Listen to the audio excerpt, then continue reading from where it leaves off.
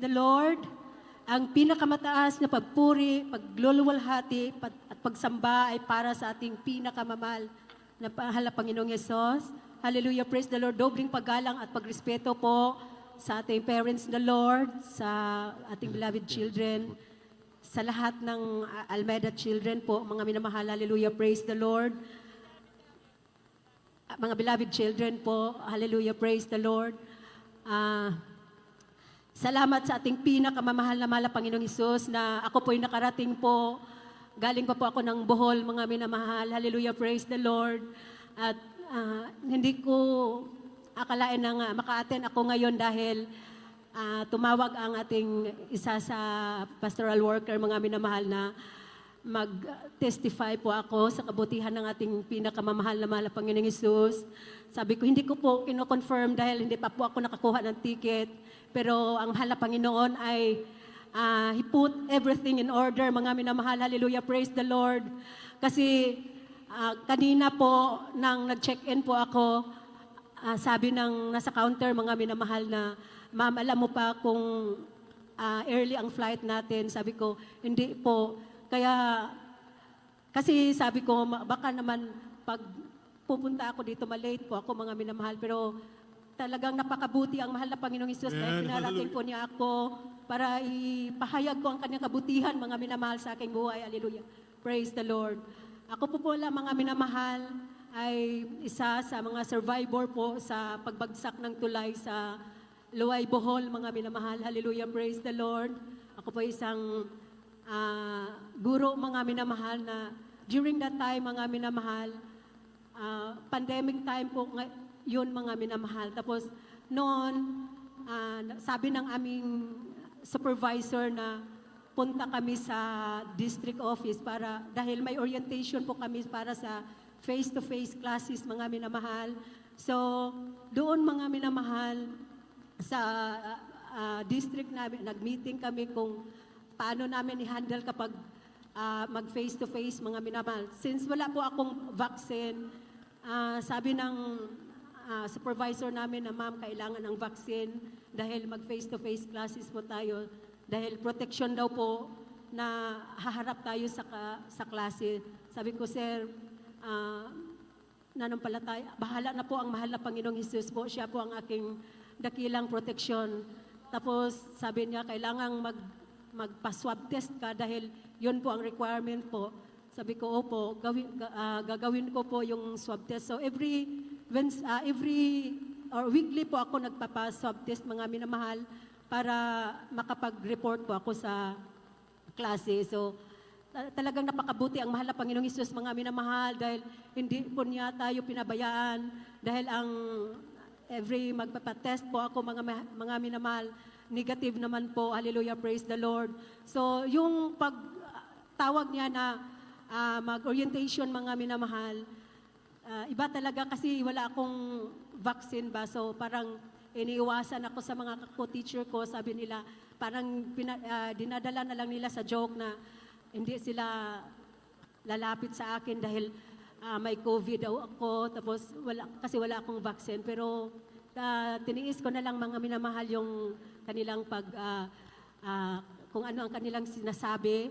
Tapos sabi ko, "Mahal na Panginoon, ikaw nang bahala. Kahit wala man akong vaccine, ikaw po ang dakilang mag-protect sa akin po, sa aking sarili." Hallelujah, praise the Lord.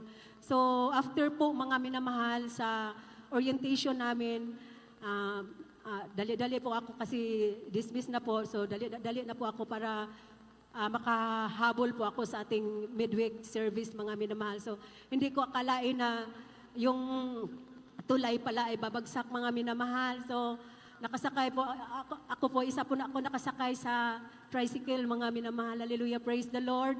So doon, mga minamahal, habang papalapit na kami sa tulay, sa tulay, mga minamahal, may nag-counterflow pong 12-wheelers truck, mga minamahal.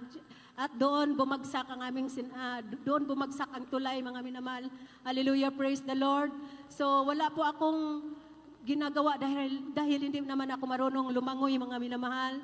So ang tanging ginagawa ko lang ay yung tinuturo ng ating mahal na pastor na sa araw ng kagipitan, sambitin ang hallelujah, praise the Lord, hallelujah, praise the Lord. Yun po ang sinasambit ko mga minamahal hanggang habang doon po ako sa ilalim ng tubig. Mahigit 1 oras po ako doon mga minamahal dahil nga hindi po ako marunong lumangoy. So hindi naman po ako kinakabahan dahil nanampalataya talaga ako na ang mahal na Panginoong Jesus ay siyang magliligtas sa akin. Hallelujah, praise the Lord.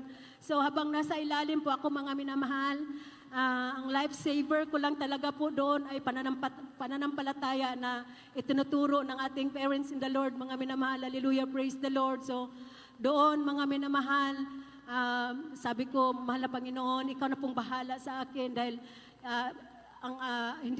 sa aking sarili, mawawala na talaga ako mga minamahal dahil nga hindi po ako marunong lumangoy. So, mahal na Panginoon, yun, binigkas ko ang hallelujah, praise the Lord. At ang Psalm 23, mga minamahal, the Lord is my shepherd, I shall not want. Yun po ang binigkas ko at hallelujah, praise the Lord.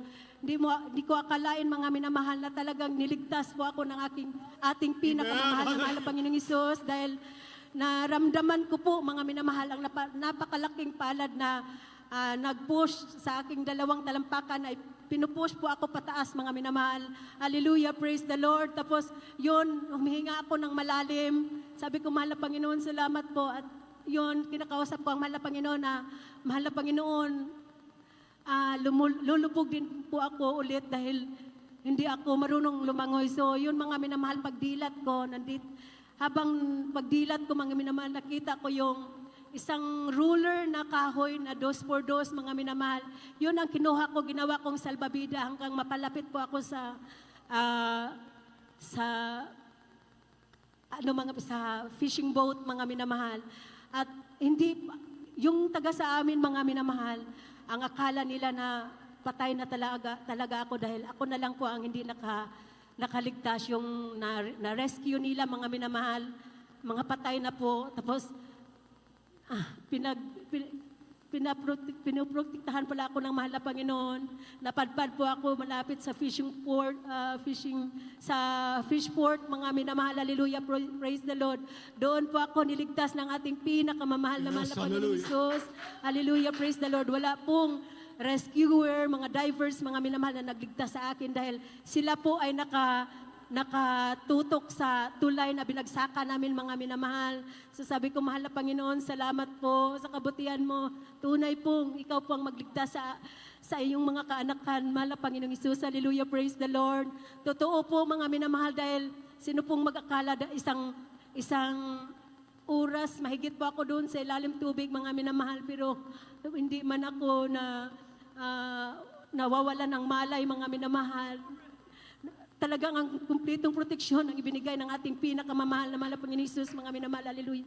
Hallelujah, praise the Lord. Totoo po ang kanyang banal na salita na kung tayo'y nasa ilalim ng tubig, nandun kasama po natin siya, mga minamahal. Hallelujah, praise the Lord. At doon mga minamahal dahil 4:15 po yun nangyari. Tapos nakuha po ako sa tubig mga 5:37 na po mga minamahal. So, sabi ng mga nakakita sa akin na wala na po ako mga minamahal. So, pero sa aking sarili, wala pong nawawala sa aking sarili mga minamahal. Nandoon po ang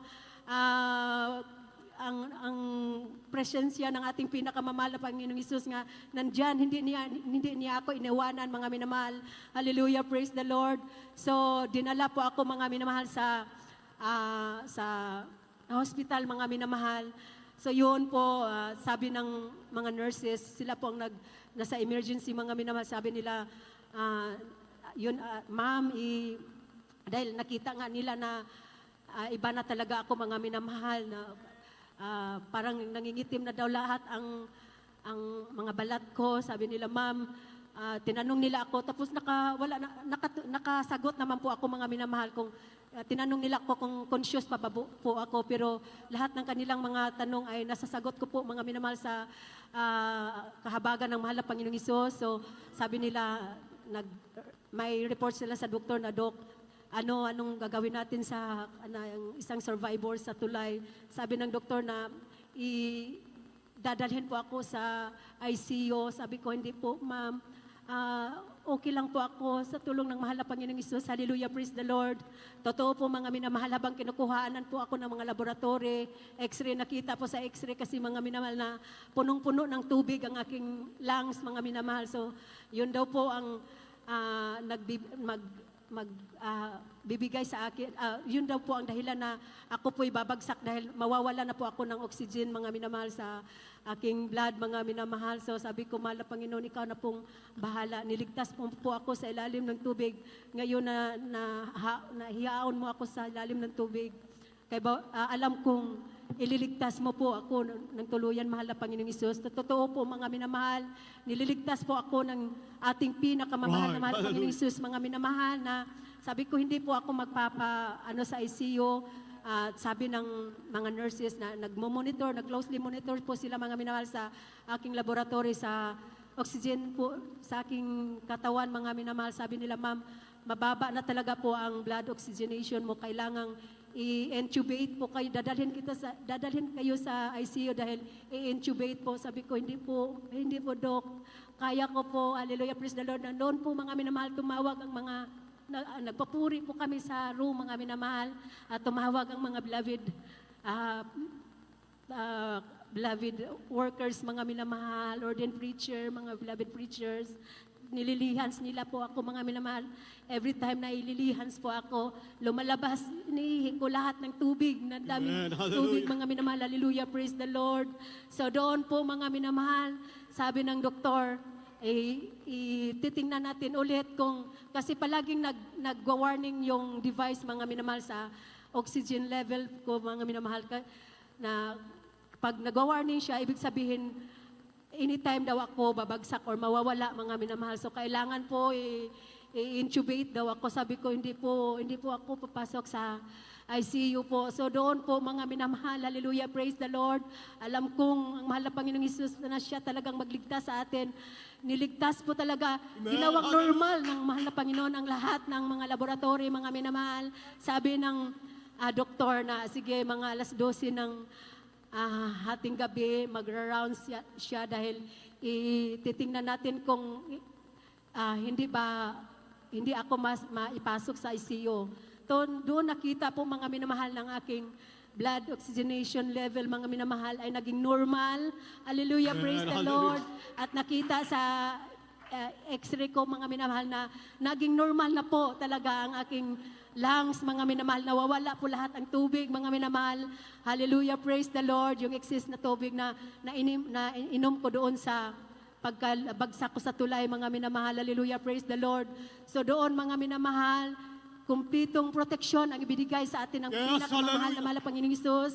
Hallelujah, praise the Lord. At doon nagtataka, mga minamahal, ang mga nurses, pumapasok sila dahil nakita nila sa laboratory na okay na lahat, mga minamahal. So, papauwi na po ako, sabi ng mga nurses, ma'am, ano pong religion mo? Sabi ko, member po ako ng Jesus Miracle Crusade International Ministry. Sabi nila, kaya pala niligtas ka ng mahal na Panginoong Isus.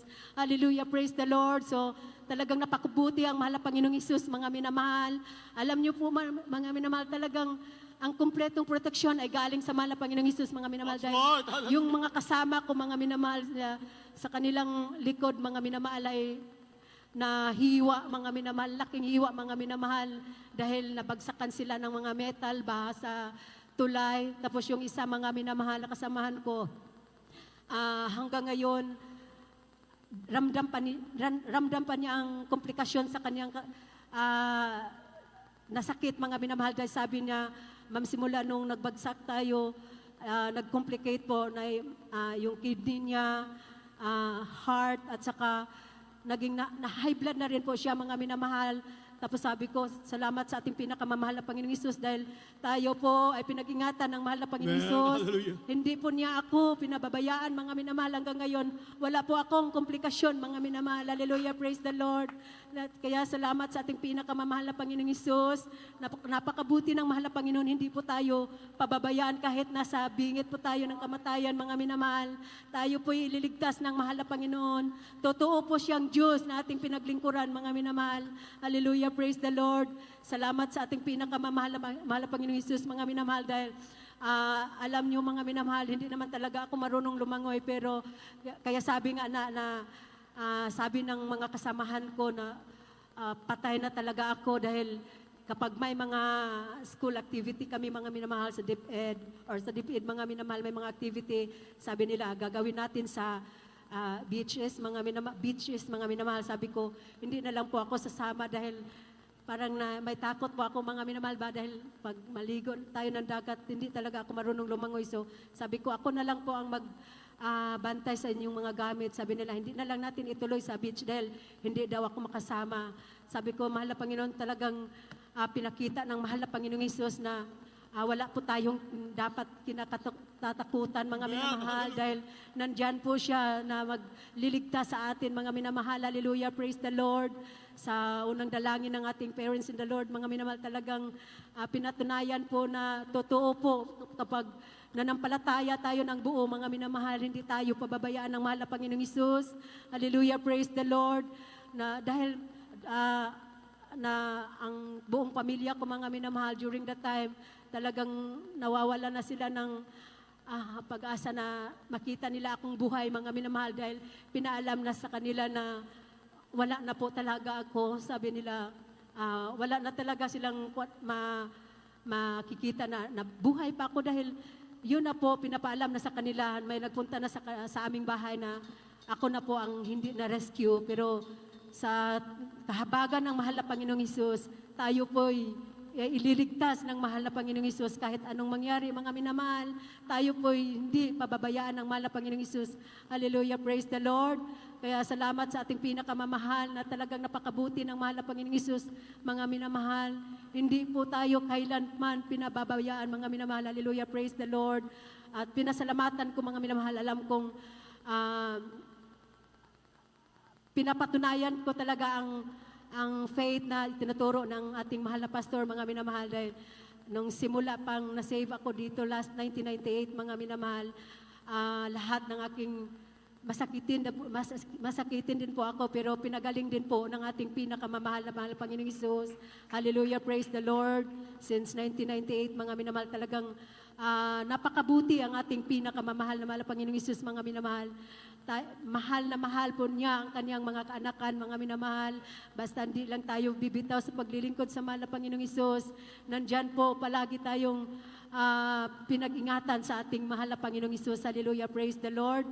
Kaya salamat sa mahal na Panginoong Hesus at sa lahat ng mga pagpapalang kanyang ibinigay sa aking buhay, mga minamahal, sa buong pamilya. Kami po'y pinag-ingatan simulat nakilala ko ang mahal na Panginoong Hesus, mga minamahal. Hallelujah, praise the Lord. Basta unahin lang natin ang mahal na Panginoong Hesus. Nandyan talaga ang biyaya ng ating pinakamamahal na mahal Panginoong Hesus, mga minamahal. Hallelujah, praise the Lord. Kaya hanggang dito na lang po ang lahat ng kapurihan, pasasalamat, pagdadakila ay tanging sa ating pinakamamahal na Panginoong Hesus po lamang.